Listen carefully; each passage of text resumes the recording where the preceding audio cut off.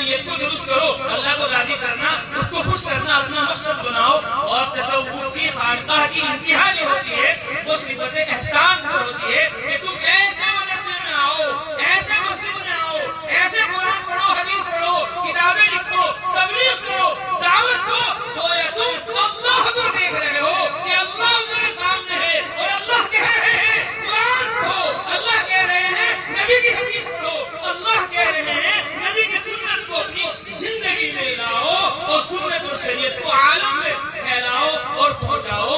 اللہ کی عبادت کرو. یہ نہیں کہ صرف نماز ایسے پڑھو تم اللہ کو دیکھ رہے ہو اور جلسے میں ایسے بیٹھو کہ اللہ تعالیٰ تمہیں دیکھ نہیں رہے اور تم اللہ کو دیکھ نہیں رہے. نہیں، ہر حال میں تمہیں اللہ کو اپنے سامنے رکھنا ہے. الم یعلم بان اللہ یرا، کیا تمہیں معلوم نہیں کہ اللہ تمہیں دیکھ رہے ہیں؟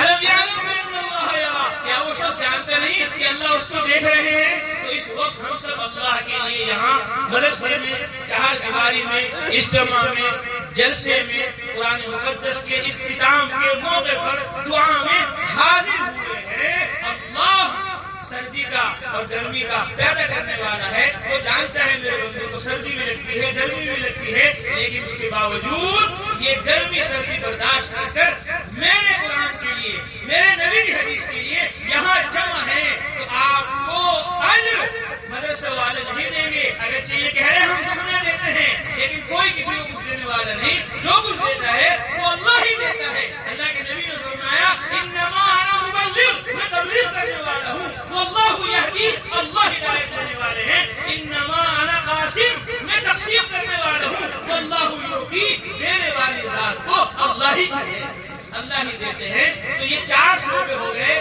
دعوت و تبلیغ، درس و تدریس، تصنیف و تعلیم اور تصوف تزکیہ. آپ کے لیے، ہمارے لیے، سب کے لیے خوشی کا مقام ہے کہ ہمارے اس مدرسہ محمدیہ تبلیغ القرآن و سنہ میں دعوت و تبلیغ بھی ہو رہی ہے. جیسے آپ نے ابھی سنا، خدا کے فضل سے، اللہ تعالیٰ کا فضل ہے. اللہ فرماتے ہیں وَأَمَّا بِنِعْمَتِ رَبِّكَ فَحَدِّثْ، کہ تمہارے رب نے تم پر جو نعمتیں نازل کی اس کو بیان کرو.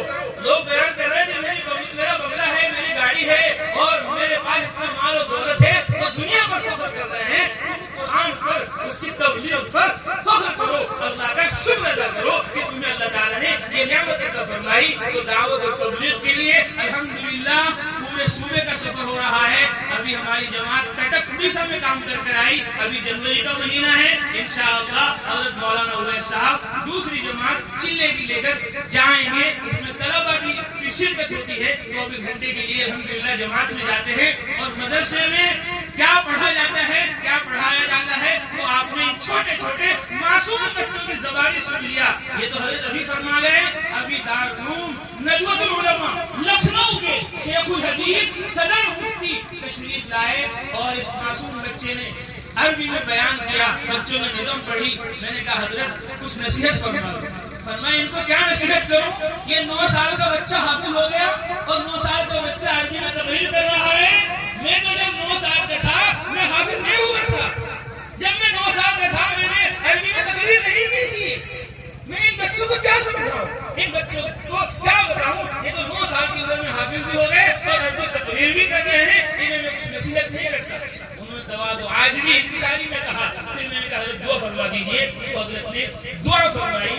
تو دعوت اور تعلیم دونوں سلسلے چل رہے ہیں اور تصنیف و تعلیم بھی خدا کے فضل سے بندے نے کوشش کی. تو 80 کتابیں الحمدللہ عربی میں بھی، اردو میں بھی، ہندی میں بھی خدا کے فضل سے لکھی گئی ہیں. کچھ چھپ گئی ہیں، کچھ انشاءاللہ ان سالوں میں چھپیں گی. اور بڑی خوشی کی بات یہ ہے ساتھ میں فون آتے ہیں کہ جی ہماری جماعت جا رہی ہے ملک شام میں، ہماری جماعت جا رہی ہے فلاں ملک میں. آپ نے جو کتاب عربی میں لکھی ہے کتاب التبلیغ، آپ اس کو ہمارے پاس بھیج دو تاکہ ہم بھی ایسے ہی وہاں قرآن حدیث کی تبلیغ عربی میں کریں. اس کو براہ راست خود کرتے ہیں. کچھ دوسرے ساتھی کہتے ہیں کہ ہمارے دوست ہیں، انہوں نے کہا ہے کہ اپنے عربی کے جو بیانات ہیں، عربی کی جو تقریر ہے، اس کی جو کتاب ہے وہ ہمارے پاس بھیج دو تاکہ ہم ملکوں میں جا کر عربوں میں محنت کریں. تو الحمدللہ مدرسے میں دعوت و تبلیغ بھی ہو رہی، تعلیم و تعلم بھی ہو رہا اور کتابیں بھی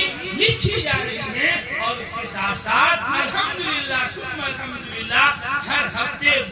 دن مغرب کی نماز کے بعد خانقاہ محمدیہ شیر علی مسجد میں تصوف اور خانقاہ کی مجلس قائم ہوتی ہے. اس میں خدا تعالیٰ کا ذکر کیا جاتا ہے, اللہ کا نام رٹا جاتا ہے, اللہ کا نام لیا جاتا ہے. تو چاروں شعبے الحمدللہ مدرسہ محمدیہ تبلیغ قرآن و سنہ جہاں پر آپ حضرات بیٹھے ہیں, چاروں شعبے زندہ ہیں. اور انہی چاروں شعبوں کو زندہ کرنے کے لیے ہم سب نیت کریں, ارادہ کریں کہ انشاءاللہ دعوت و تبلیغ پر, تعلیم و تعلم پر, کتابوں کے لکھنے اور پڑھنے پر, اور تصوف تزکیہ خانقاہوں میں اللہ کے ذکر کو زندہ کرنے کے لیے پوری دنیا میں ہم ان چاروں شعبوں میں انشاءاللہ اپنا تن من دھن لگائیں گے سب انشاءاللہ.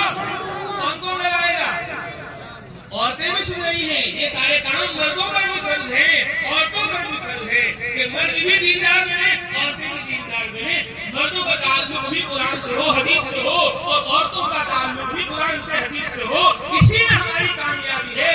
یاد رکھنا, پھر یاد رکھنا, پھر یاد رکھنا, خدا کی قسم ہمارے لڑکے اور ہماری لڑکیاں اور ہمارے بچے اور ہماری بچیاں قرآن کے بغیر, حدیث کے بغیر, خدا کی قسم, خدا کی قسم, خدا کی قسم کامیاب نہیں ہو سکتے, نہیں ہو سکتے, نہیں ہو سکتے, نہیں ہو سکتے. یہ 100% بات حق ہے, سچ ہے, اس میں ذرہ برابر کوئی شک نہیں ہے. کوئی ملک, کوئی مال, دنیا کا کوئی فن تمہیں اور مجھے ارتداد سے, مرتد ہونے سے, غیروں کے یہاں جانے سے نہیں بچا سکتا. اگر کوئی چیز بچائے گی وہ ایمان بچائے گا, اگر کوئی چیز بچائے گی وہ قرآن بچائے گا. ابھی مولانا صاحب نے سنا اتنے مدرسے ہیں, اس کے باوجود 2% کا تعلق مدرسوں سے ہے. 98% ہماری بچیاں اور ہمارے بچے قرآن سے, حدیث